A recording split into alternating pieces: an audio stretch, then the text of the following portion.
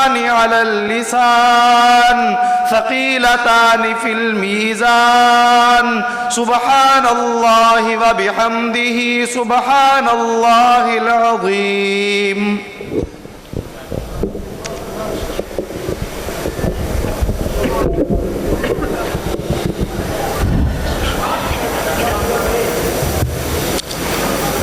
بسم اللہ الرحمن الرحیم.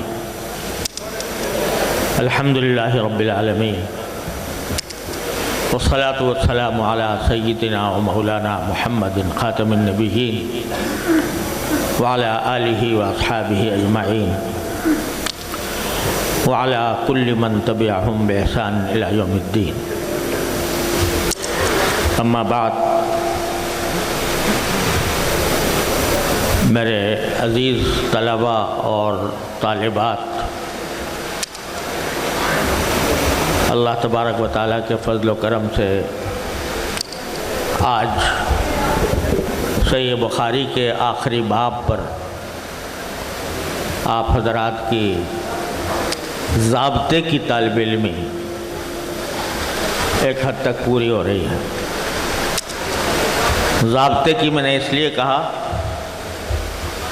کہ طالب علمی تو کبھی ختم نہیں ہوتی ہے، مرتے دم تک جاری رہتی ہے.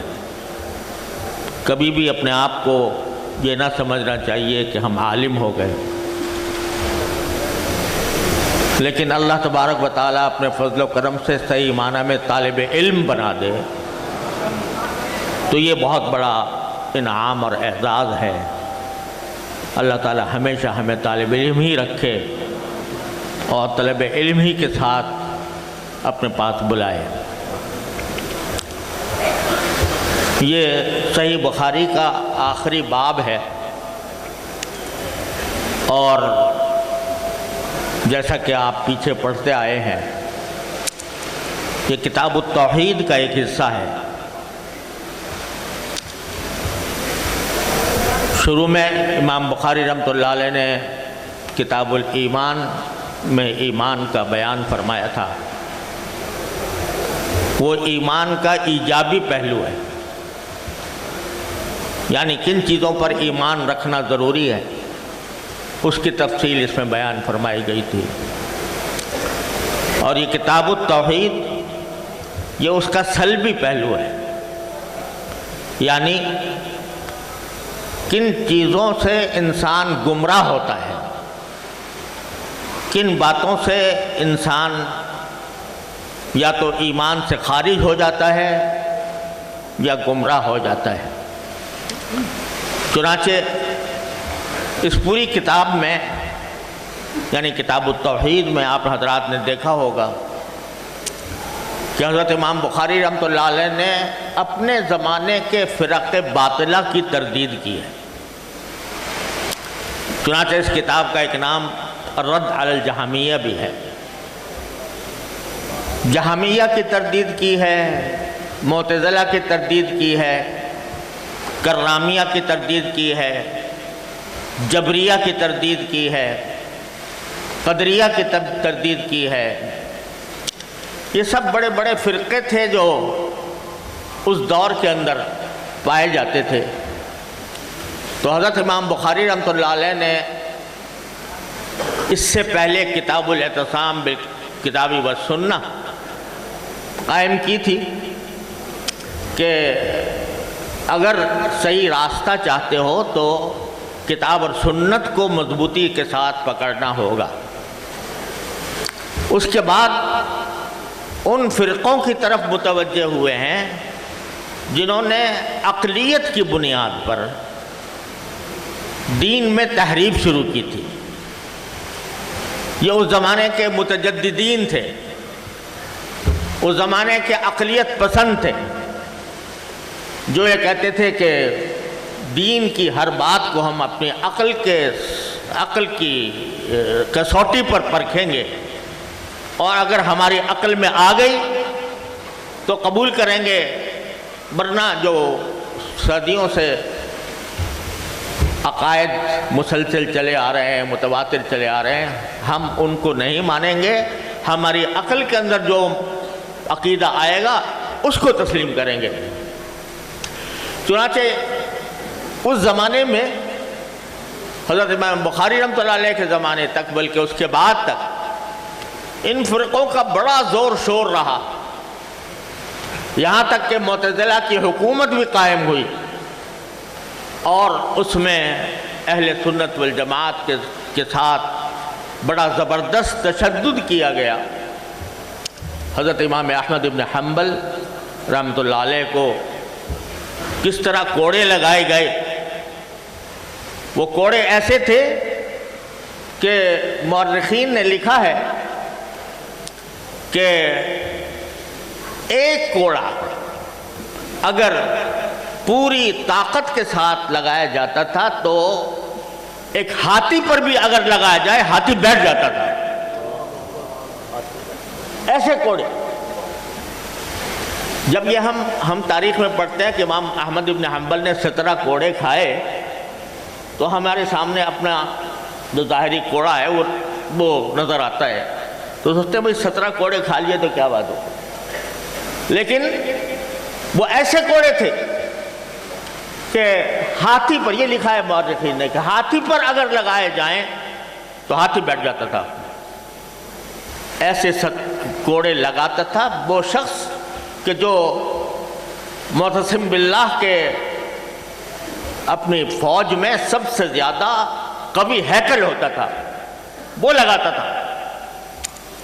اور جب ایک کوڑا لگتا تھا تو امام احمد بن حنبل رحمۃ اللہ علیہ یہ فرماتے تھے کہ مجھے کتاب اللہ کی کوئی آیت بتا دو، مجھے کوئی رسول اللہ صلی اللہ علیہ وسلم کی حدیث بتا دو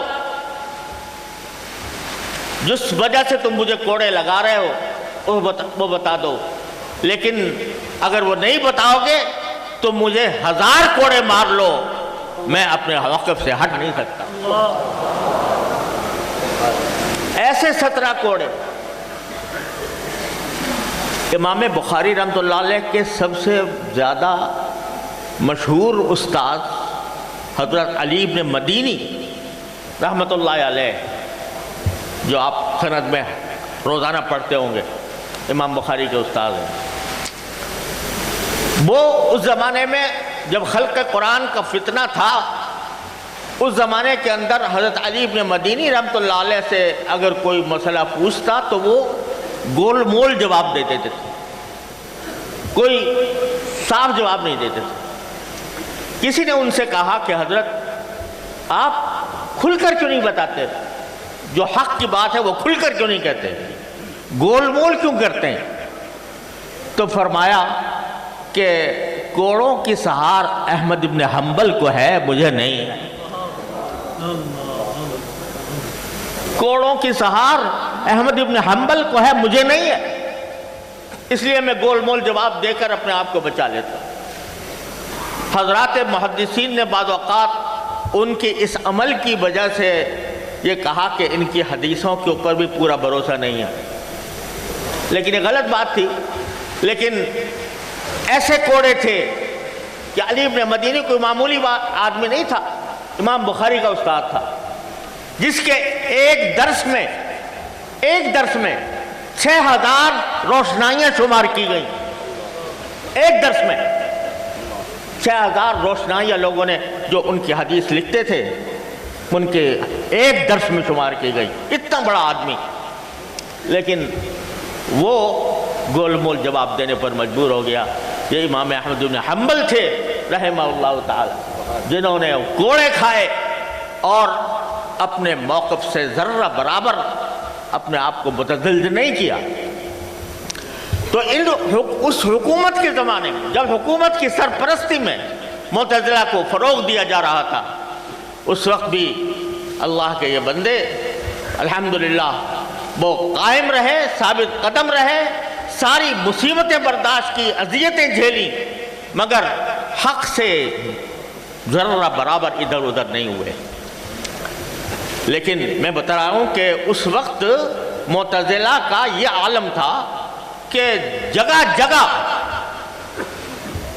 ظلم و ستم کے پہاڑ توڑے جا رہے تھے، اور اقلیت پسند لوگ یہ کہا کرتے تھے کہ یہ पुराने मौलवी मुल्ला ये तौहीद की हकीकत को नहीं समझते।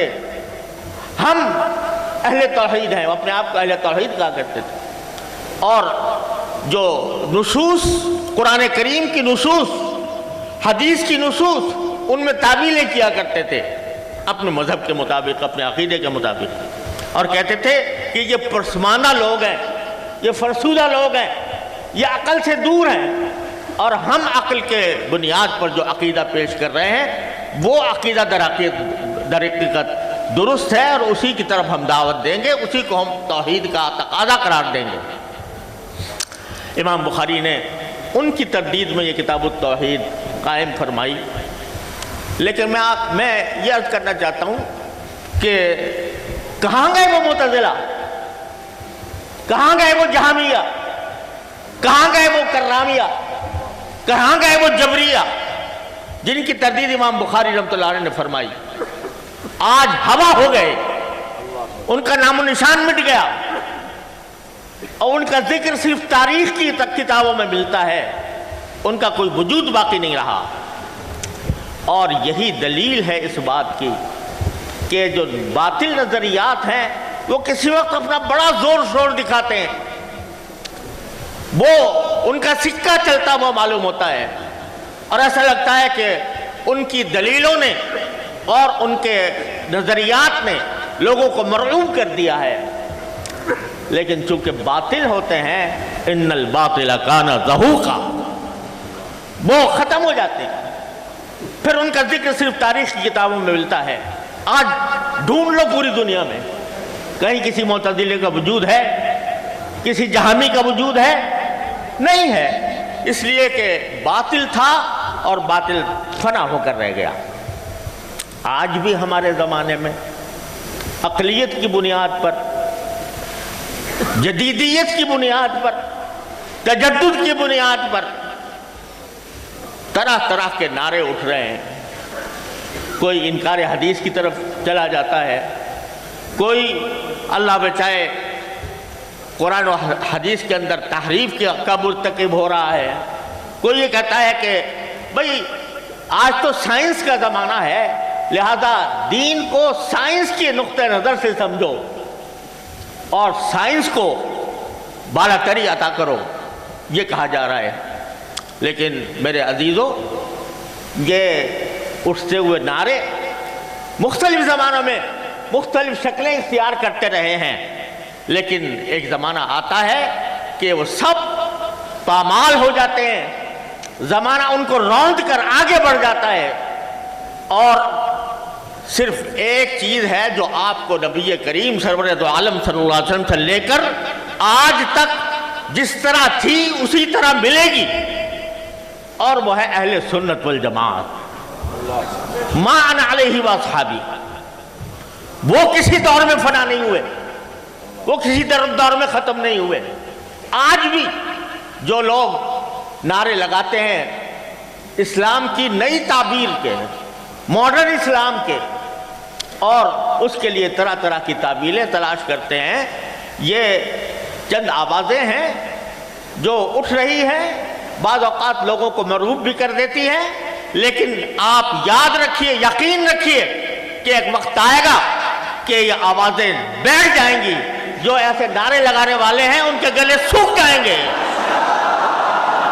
और अगर कोई चीज़ बाकी रहेगी तो वो सिर्फ मा अना अलैहि व अस्हाबी रहेगी।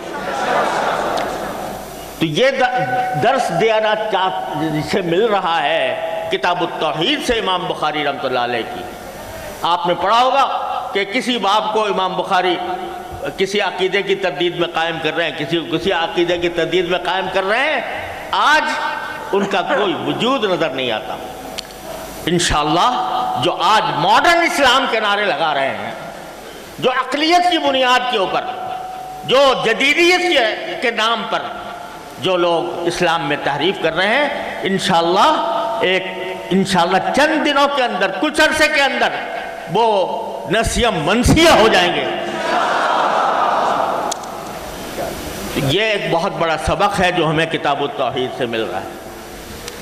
अब ये आखिरी बाब भी इमाम बुखारी रहमतुल्लाह अलैह ने मुतज़िला ही के ایک نظریے کی تردید میں قائم کیا تھا، وہ یہ کہ قرآن کریم فرماتا ہے، جو ترجمۃ الباب امام بخاری نے جس آیت کا ذکر کیا ہے کہ وَنَضَعُ الْمَوَازِينَ الْقِسْطَ لِيَوْمِ الْقِيَامَةِ فَلَا تُظْلَمُ نَفْسٌ شَيْئًا،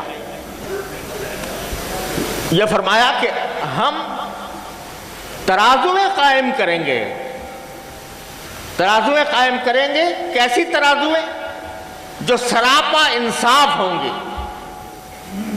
لیوم القیامہ، قیامت کے دن ایسی ترازویں قائم کریں گے، اور اس میں تمہارے اعمال کو تولا جائے گا، تمہارے اعمال کو بھی تولا جائے گا، تمہارے اقوال کو بھی تولا جائے گا۔ ان اعمال بنی آدم وقولہم یوزن، ہر چیز تولی جائے گی۔ بھائی کیوں تولی جائے گی؟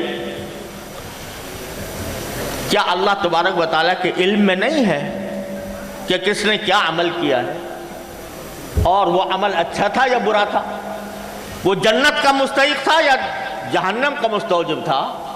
اللہ جل جلالہ کے علم میں تو ہے۔ اللہ تبارک و تعالیٰ اگر چاہیں تو اپنے اس علم کی بنیاد پر فیصلہ کر دیں کہ بھائی یہ جنتی ہے، یہ جہنمی ہے، یہ مسلمان ہے، یہ کافر ہے، یہ صالح ہے یا فاسق ہے، یہ فیصلے اللہ تعالیٰ اپنے علم کی بنیاد پر۔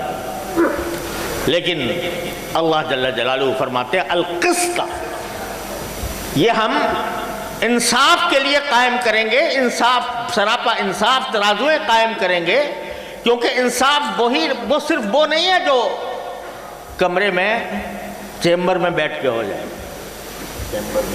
چیمبر میں بیٹھ کے ہو جائے۔ انصاف وہ ہے جو ہوتا ہوا نظر آئے، انصاف وہ ہے جو ہوتا ہوا نظر بھی آئے، دنیا دیکھ کر کہہ سکے کہ یہ انصاف ہوا ہے۔ تو اس لیے میزانیں قائم کی جا رہی ہیں تاکہ دنیا علی رؤوس الاشہاد، دنیا پر واضح کر دیا جائے کون سا عمل وزنی تھا، کون سا عمل ہلکا تھا۔ وَنَضَعُ الْمَوَازِينَ الْقِسْطَ لِيَوْمِ الْقِيَامَةِ وَلَا تُظْلَمُ نَفْسٌ شَيْئًا، کوئی کسی انسان پر ظلم نہیں ہوگا، تولے جائیں گے اعمال، اور اس تولنے کے ذریعے یہ فیصلہ کیا جائے گا کہ کس کے اعمال میں وزن تھا، کس کے اعمال میں وزن نہیں تھا۔ خوب سمجھ لیجئے کہ کسی عمل کے باری تعالیٰ کی بارگاہ میں مقبول ہونے اور اس کے جنت میں لے جانے کا سبب بننے کے لیے دو چیزیں ضروری ہیں۔ اللہ تعالیٰ وہ دونوں چیزیں ہمیں عطا فرمائے۔ ایک یہ کہ وہ عمل ہو، عمل سے مراد وہ عمل جو اللہ جل جلالہ کے مطابق عمل ہو، اللہ تعالیٰ کا حکم کے مطابق عمل ہو، اور اس کے رسول کریم سرور دو عالم صلی اللہ علیہ وسلم کی سنت کے مطابق عمل ہو۔ اگر عمل نہیں ہے اللہ کی نظر میں، وہ عمل ہی نہیں ہے، تو اس میں اجر کیا ملے گا؟ تو ایک تو عمل ہونا چاہیے سنت کے مطابق، دوسرا یہ کہ اس میں اخلاص ہونا چاہیے، وہ خالص اللہ کے لیے ہو، وہ مخلوق کے لیے نہیں، خالق کے لیے ہو۔ دو بنیادیں ہیں۔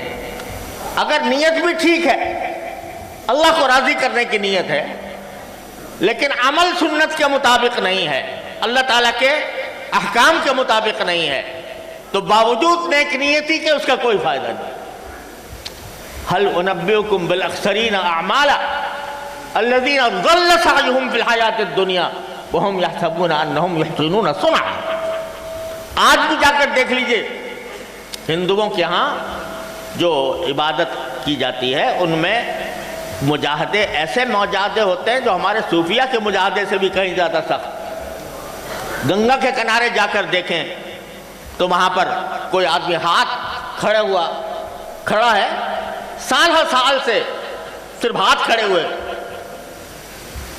کوئی آدمی ہے کہ جو ایک ٹانگ پر کھڑا ہے اور سالہ سال ایک ٹانگ پر کھڑا ہوا ہے۔ کوئی آدمی ہے جو سانس روکے ہوئے ہے اور وہ سانس نہیں لیتا مدت تک، دیر تک۔ بظاہر وہ سب اللہ کو راضی کرنے کے لیے کر رہے ہیں، اخلاص کے ساتھ کر رہے ہیں۔ لیکن چونکہ عمل اللہ کے بتائے ہوئے حکم کے مطابق نہیں، نبی کریم سرور دو عالم صلی اللہ علیہ وسلم کے سنت کے مطابق نہیں، لہذا نیک نیتی کے باوجود بھی بیکار۔ هل ننبئكم بالاخسرین اعمالا الذین ضل سعیهم فی الحیاۃ الدنیا وهم یحسبون انهم یحسنون صنعا۔ مجھے یاد آیا کہ ایک بزرگ تھے، تبلیغ جماعت میں بہت مشہور بزرگ تھے، اللہ تعالیٰ ان کے درجات بلند فرمائے، بڑے پیارے بزرگ تھے، حضرت شاہ عبدالعزیز صاحب دعاجو، بڑے بزرگ سے حضرت والد صاحب رحمۃ اللہ علیہ کی خدمت میں تشریف لایا کرتے تھے، اور ہر مرتبہ کوئی نہ کوئی بڑی عجیب بات فرمایا کرتے تھے۔ تو ایک دن انہوں نے میرے والد ماجد رحمۃ اللہ علیہ سے فرمایا کہ حضرت میں نے آپ کو خواب میں دیکھا، اور عجیب طرح دیکھا۔ والد صاحب نے پوچھا کس طرح دیکھا؟ تو فرمایا کہ میں نے دیکھا کہ آپ ایک جگہ بیان فرما رہے ہیں، بیان نہیں درس دے رہے ہیں، اور آپ کے پیچھے تختہ سیاہ ہے، بلیک بورڈ، اس کے اوپر آپ نے ایک مرتبہ ایک ہندسہ بنایا ایک کا۔ تو لوگوں سے پوچھا، طلبہ سے پوچھا کہ بھئی یہ کیا ہے؟ یہ طلبہ نے کہا ایک ہے۔ کہا کہ اچھا۔ آگے اس کے دائیں طرف ایک نقطہ لگا دیا، پوچھا اب کیا ہوا؟ کہ 10 ہو گیا۔ پھر ایک اور نقطہ لگایا، اب کیا ہوا؟ 100 ہو گیا۔ اور لگایا، کیا ہوا؟ 1000 ہو گیا۔ پھر کہا ان سارے نقطوں کو مٹا دیا، اور وہی نقطہ بائیں طرف لگایا۔ بائیں طرف لگا کے پوچھا کہ یہ کیا ہے؟ انہوں نے کہا جی آشاریہ 1 ہے۔ اور پھر لگایا، اب کیا ہے؟ آشاریہ 0.1 ہے۔ اور لگایا، اب کیا ہے؟ کہ آشاریہ 0.01 ہے۔ تو فرمایا کہ دیکھو یہ دائیں طرف جو نقطے لگ رہے ہیں یہ سب سنت ہے، اور یہ بائیں طرف جو نقطے لگ رہے ہیں یہ بدعت ہے۔ دائیں طرف نقطہ لگاؤ تو عدد بڑھتا جا رہا ہے، 10 گنا ہوتا چلا جا رہا ہے، اور بائیں طرف لگاؤ تو وہی نقطے گھٹا رہے ہیں عدد کو۔ آشاریہ 1 کا معنی 10واں حصہ 1 کا، اور آشاریہ 0.1 کا مطلب 100واں حصہ 1 کا۔ تو یہ ساری سنت ہے دائیں طرف، اور بائیں طرف ساری بدعات ہے۔ تو عمل وہ ہے جو نبی کریم سرور دو عالم محمد مصطفیٰ صلی اللہ علیہ وسلم کی سنت کے مطابق ہو۔ نیک نیتی سے بھی اگر کوئی آدمی غلط راستہ اختیار کر لے تو نیک نیتی اس کو فائدہ نہیں پہنچاتی، اس لیے کہ عمل غلط ہے۔ اب جتنی بدعات کو ہم بدعت کہتے ہیں وہ کیا ہے؟ بظاہر دیکھنے میں اچھا کام ہے، دیکھنے میں قرآن شریف پڑھی جا رہی ہے، قرآن خوانی ہو رہی ہے تیسرے دن، اور اس میں لوگوں کو کھانا کھلایا جا رہا ہے، دیکھنے میں تو اچھا کام ہے۔ اور اسی کو کہتے ہیں لوگ کہ بھئی کیا حرج ہے؟ قرآن پڑھا جا رہا ہے، کیا حرج ہے؟ لوگوں کو کھانا کھلایا جا رہا ہے، کیا حرج ہے؟ حرج یہ ہے کہ نبی کریم سرور دو عالم صلی اللہ علیہ وسلم کی سنت کے مطابق نہیں ہے، تو وہ بائیں طرف نقطے لگ رہے ہیں، اس وجہ سے وہ عمل معتبر نہیں، اللہ تعالیٰ کے ہاں اس کی کوئی قیمت نہیں۔ اس کی مثال میں دیا کرتا ہوں کہ جیسے کوئی شخص اگر مغرب کی 3 رکعتیں ہوتی ہے، کوئی آدمی اپنی سوچ سے سوچے یہ تو 3 کا جو عدد ہے یہ تو کچھ اور عدد ہے، یہ پورا نہیں ہے، تو لاؤ اس کو پورا کر لوں، 3 کے بجائے کیا پڑھ لوں؟ 4 پڑھ لوں۔ تو 4 پڑھے گا تو وہ چوتھی کا تو ثواب کیا ملتا ہے، وہ 3 کو بھی لے ڈوبے گی، اس لیے کہ وہ اللہ تعالیٰ کی طرف سے نہیں ہے، وہ اپنی من گھڑت ایک چیز انسان نے پیدا کی ہے، اس واسطے اس کی کوئی قیمت نہیں۔ اور یہی بات حضرات صحابہ کرام رضی اللہ تعالیٰ عنہ کے عمل میں ہے، ان کے عمل کے مطابق ہے۔ فَإِنْ آمَنُوا بِمِثْلِ مَا آمَنْتُمْ بِهِ فَقَدْ اهْتَدَوْا، ان جیسا ایمان چاہیے ان جیسا عمل چاہیے. اور صحابہ کرام سے ہٹ کر کوئی آدمی اپنی طرف سے کوئی چیز گھڑ لے تو وہ اللہ تبارک و تعالیٰ کے ہاں معتبر نہیں، وہ عمل ہی نہیں ہے سرے سے. ہندی زبان میں بھی بعض اوقات بڑے حکیمانہ باتیں ہوتی ہیں. وہ یہ ہندی زبان میں ایک دوہا ہے، دوہا ہوتے تو دو مصروں کا ایک شعر جیسا بناتے ہیں، دوہا ہے. وہ کیا ہے کہ ایک دلہن کو سنوارا جا رہا تھا، سنگار پٹار کیا جا رہا تھا اس کا. تو اس کی جو سہیلیاں سنگار کر رہی تھیں ان میں سے ایک آتی ہے، کہتی تو بڑی خوبصورت لگ رہی ہے، تیرا جو یہ غازہ ہے بڑا چمک رہا ہے، تیرے یہ جو آنکھوں پر جو ہم نے سرما لگایا ہے بڑا خوبصورت ہے. کوئی کہتی ہے کہ تیرے بال بڑے زبردست ہیں، ان کو بہت بہترین طریقے سے ہم نے سجا دیا ہے. تو وہ دلہن کسی کہتی ہے اچھی بات ہے، کوئی خاص اس کے اوپر اپنے خوشی کا تاثر ظاہر نہیں کرتی. تو ایک سہیلی نے کہا کہ بیوی تیری اتنی سہیلیاں تیری تعریف کر رہی ہیں، تیرے حسن کی تعریف کرتی ہے، تیرے سنگار کی تعریف کرتی ہے، تو ٹس سے مسی نہیں ہوتی، تو اس کے اوپر کوئی خوشی کا اظہار نہیں کرتی. تو وہ کہتے ہیں بی بی یہ جو تعریفیں کر رہی ہیں یہ تو چلی جائیں گی گھر. اصل بات یہ ہے کہ جس گھر میں جا رہی ہوں وہ تعریف کرے، وہ کہے کہ ہاں تو اچھی لگ رہی ہے، اور ہاں تو واقعتاً خوبصورت ہے، اور واقعتاً تو سلیقہ مند ہے. وہ جب جا کر کہے گا تو اس کی مجھے خوشی ہوگی. یہ تو کہہ کے گھر چلی جائیں گی. تو وہ کہتے ہیں کہ دوہا میں کہا کہ سہاگن وہ جسے پیا چاہے، سہاگن وہ جسے پیا چاہے. یعنی اصل دلہن تو وہ ہے جس کو اس کا شوہر پسند کر لے، اس کا پیا پسند کر لے. پیا کہتے ہیں محبوب کو یا محب کو، وہ پسند کر لے.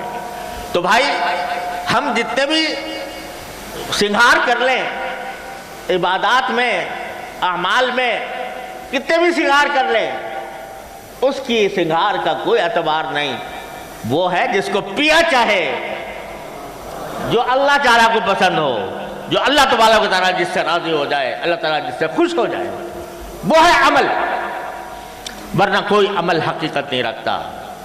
تو سنت کے مطابق آج میں آپ سے عرض کرتا ہوں ایک بہت بڑا فتنہ خاص طور سے عالم اسلام میں پھیل رہا ہے. مقاصد شریعت،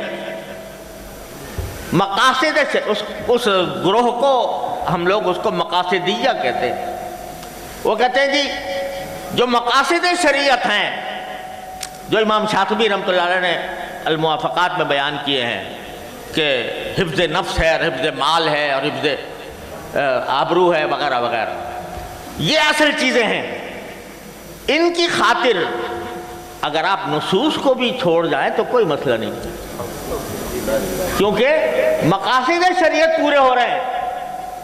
حفظ مال ہے، حفظ مال.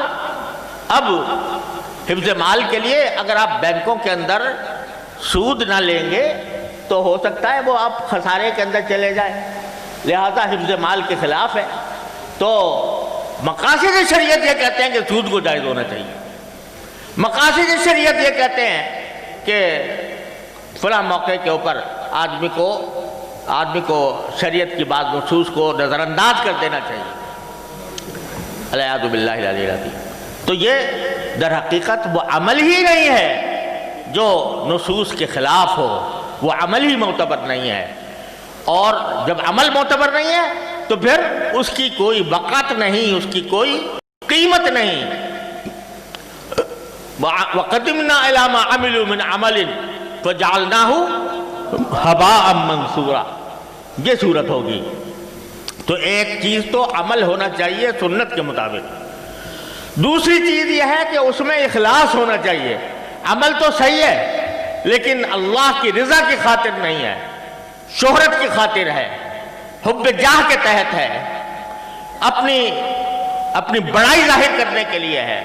کبر کے ساتھ ہے، عجب کے ساتھ ہے، تو چونکہ اخلاص نہیں، لہذا کتنا بھی بڑا کام ہو اس کی کوئی وقت نہیں، کوئی قیمت نہیں، وہ اللہ تبارک و تعالیٰ کے ہاں اس کا کوئی وزن نہیں۔ تو وزن جو ہے اس میں پہلی بات تو یہ اعمال کا وزن ہوگا، ان اعمال کا کہ جو اللہ تبارک و تعالیٰ کے ہاں محبوب ہیں، اللہ تعالیٰ کے حکم کے مطابق ہیں، اس کے رسول صلی اللہ علیہ وسلم کی سنت کے مطابق، اور پھر وزن ان کے اندر پیدا ہوگا اخلاص سے۔ جتنا اخلاص زیادہ ہوگا اتنا ہی انشاءاللہ عمل اللہ تعالیٰ کے ہاں قبول ہوگا اور وہ انسان کو جنت تک پہنچائے گا۔ تو یہ دو سبق ہیں، بہت بڑے عظیم سبق ہیں، یہ اگر ہمارے ذہن میں محفوظ رہ جائیں اور ہمارا عمل زندگی ہماری اس کے مطابق ہو جائے تو انشاءاللہ کامیابی ہے۔ اور اسی کو امام بخاری رحمۃ اللہ علیہ یہاں آخری باب کے اندر ذکر فرما رہے ہیں کہ سب کچھ تو میں نے بتا دیا تمہیں، سب کچھ بتا دیا، طہارت کیسے، نماز کیسے، روزہ کیسے، حج کیسے، نکاح کیسے، طلاق کیسے، بیع و شراء کیسے، اخلاق کیسے، آداب کیسے، سب کچھ میں نے بتا دیا۔ یہ ہیں اعمال جو تمہیں کرنے ہیں، جو محمد نبی کریم صلی اللہ علیہ وسلم کی سنت کے مطابق۔ لیکن یہ دیکھ لیا کرو کہ اس میں وزن ہے کہ نہیں ہے۔ ہمارے اکابر جتنے بھی ہمارے بڑے ہیں، جن کے ہم خدام کہلانے کے بھی مستحق نہیں ہیں، ان سب کا حال یہ رہا۔ حضرت شیخ الہند رحمۃ اللہ علیہ، حضرت حکیم الامت مولانا تھانوی رحمۃ اللہ علیہ نے خود یہ واقعہ بیان فرمایا کہ حضرت مولانا اشرف علی صاحب تھانوی رحمۃ اللہ علیہ کانپور کے علاقے میں مدرس ہو کر گئے تھے جب دارالعلوم دیوبند سے فارغ ہوئے، تو وہاں کانپور پر معقولات کا بڑا غلبہ تھا، فلسفے کا، منطق کا، کلام کا، تو اور لوگ جو قرآن و سنت کے جو علوم تھے ان کی کوئی خاص وقت نہیں تھی۔ اب معقولات میں جو آدمی زیادہ ماہر ہو اس کو بڑا عالم سمجھا جاتا تھا۔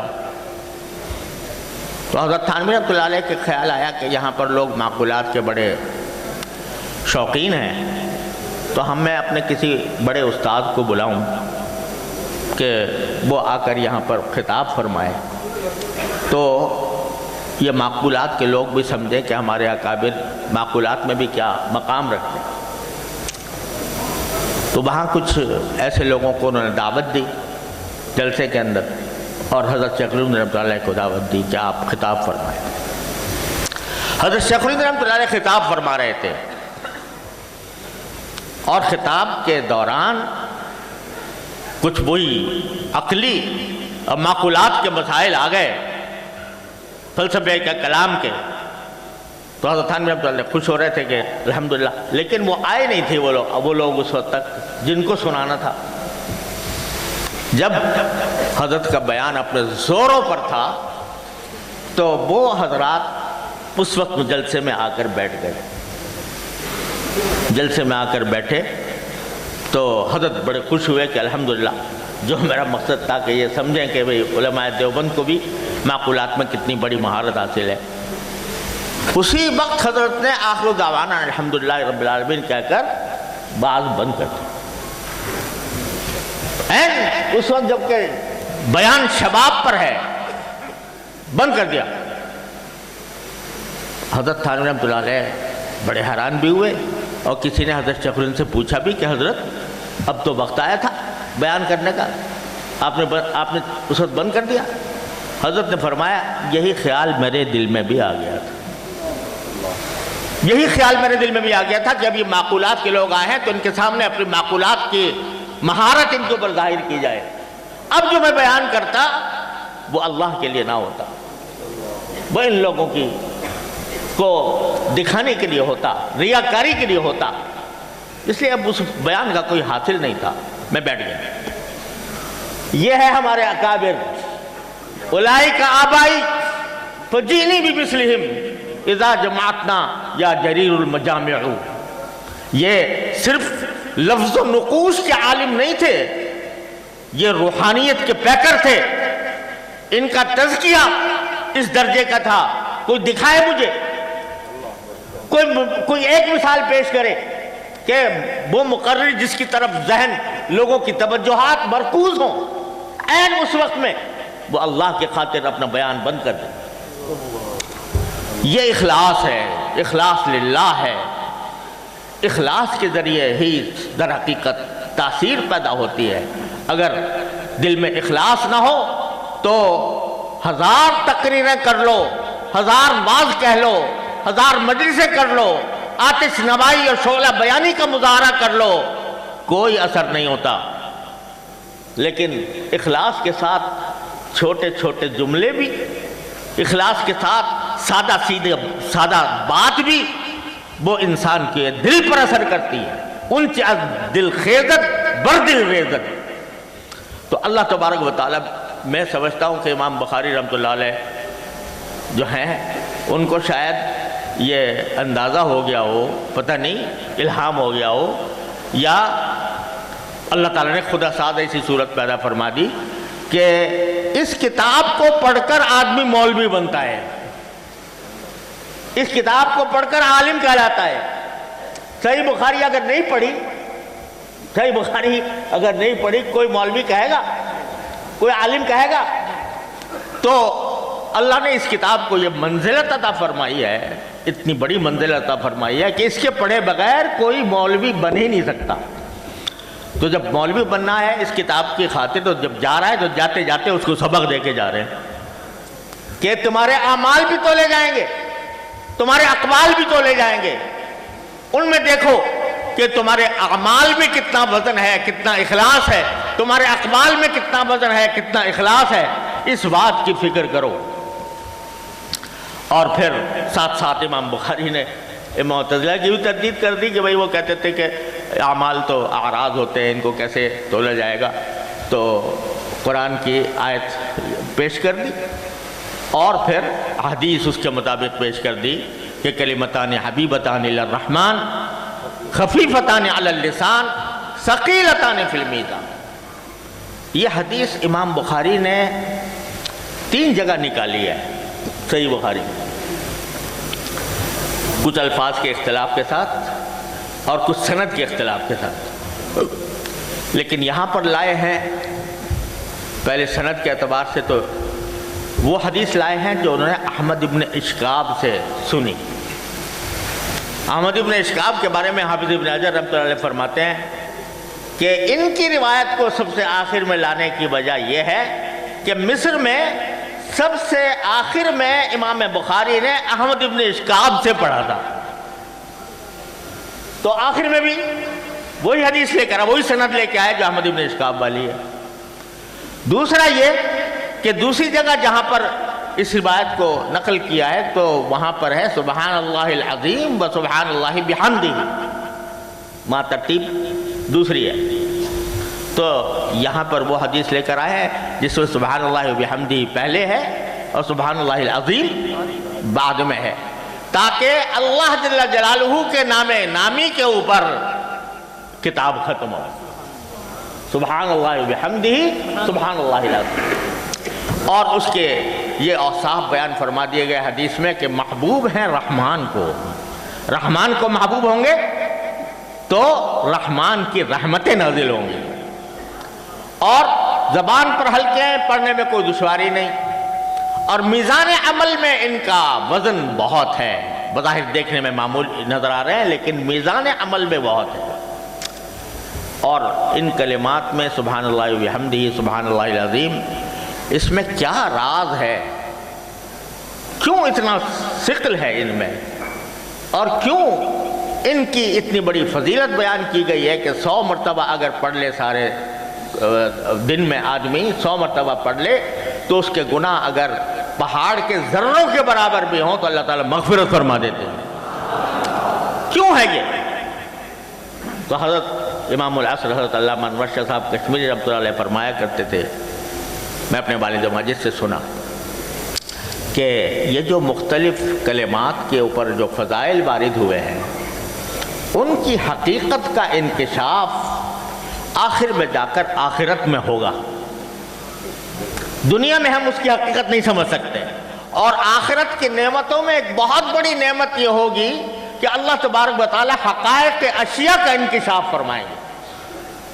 اس کی جو لذت ہے اہل علم کے لیے اس سے بڑی لذت نہیں ہوتی. تو وہ حقائق اشیاء کا انکشاف ہوگا کہ سبحان اللہ میں کیا رموز اور اسرار پہ پوشیدہ تھے، اور الحمدللہ میں کیا اسرار پوشیدہ تھے، اور اللہ اکبر میں کیا اسرار پوشیدہ تھے. ایک ایک کلمے کے جو حقائق ہیں وہ جہاں جا کر منکشف ہوں گے. لیکن میرے شیخ حضرت عارفی قدس اللہ تعالیٰ سرہ فرمایا کرتے تھے کہ ان دو کلمات میں یہ عجیب بات ہے کہ سبحان اللہ و بحمدہ، یہ کلمہ تنزیہ کا ہے سبحان اللہ، اور بحمدہ جو ہے وہ کمالات کا ذکر ہے. سبحان اللہ و بحمدہ کیا معنی؟ میں اللہ جل جلالہ کی تسبیح کرتا ہوں اس کی حمد کے ساتھ. یہ بحمدہ ہی جو ہے یہ عجیب جملہ ہے. ترکیب کرنے والوں کو مشکل پیش آ گئی کہ اس کو کیسے ترکیب کریں اس کی. سبحان اللہ وبحمدہ، تو یہ کہا کہ وہ باؤ جو ہے حالیہ ہے، اور مطلب یہ ہے کہ متلبسن بحمدہ، کہ میں تسبیح کر رہا ہوں حمد کے ساتھ متلبس ہو کر. تو ہمارے حضرت فرماتے تھے کہ دیکھو تنزیہ کے کیا معنی ہوتا ہے. تنزیہ کے معنی یہ ہوتا ہے کہ میں اللہ جل جلالہ کی ذات کو بے عیب سمجھتا ہوں، اقرار کرتا ہوں کہ باری تعالیٰ کی ذات بے عیب ہے، اس میں کوئی عیب نہیں. اب جب کسی آدمی کے لیے بھی اگر فرض کرو یہ کہا جائے بھئی اس میں کوئی عیب نہیں، تو کیا معنی ہوا ہے؟ لا باس بہ، اس کا معنی یہ ہوا ہے کہ لا باس بہ، اس میں کوئی عیب نہیں. یہ کوئی بڑی تعریف نہیں ہوتی لا باس بہ. جو آپ دیکھتے ہیں حضرات محدثین کے ہاں بھی یہ کلمہ آتا ہے کہ نا لا باس بہ، تو معنی یہ ہوتا ہے کہ چلو کوئی بات نہیں، اس میں کوئی ایسی بات نہیں ہے جس کی وجہ سے اس کو برا کہا جائے. تو حضرت ہمارے شیخ عبد الفتاح بغدہ تھے، اللہ تعالیٰ ان کے درجات بلند فرمائے. میں نے ان کا ایک سلفی عالم سے میں نے ذکر کیا، تو میں نے کہا آپ ان کو جانتے ہیں؟ کہا نام لا باس بہ. تو لا باس بہ، تو وہ لا باس بہ کا مطلب یہ ہوتا ہے کہ بھئی چلو ٹھیک ہے گوارا ہے. ہاں، تو اگر یہ کہا جائے کہ اللہ تعالیٰ کے اندر عیب نہیں ہے تو لا باس بہ. اب یہ تو کوئی تعریف نہ ہوئی، یہ اللہ تعالیٰ کے ذات کے جمال کے مطابق نہ ہوا.